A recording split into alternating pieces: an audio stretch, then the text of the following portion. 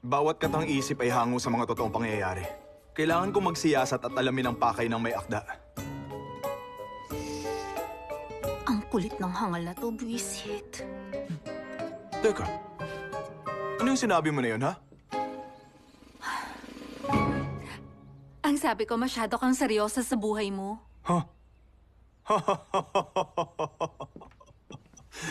Malamang tindera ka. Tauhan ka ng aling panuluyan. Anong pangalan mo at ilang taon ka na? Malamang ikaw ay isang maharlika. Sa nakikita ko kung paano ka maghanap ng kahulugan sa buhay mula sa kwentong katang isip lang. Ba't mo ko nilalapitan?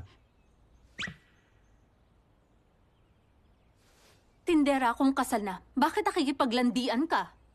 Ha? Ha? Ano ka mo?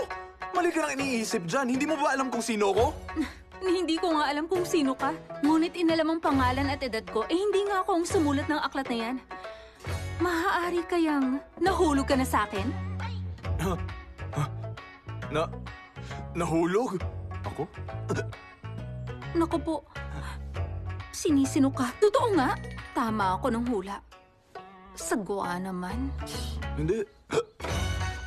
Ni wala pa nga siyang karanasan. Kala niya kaya niya ako. Gwapo siya.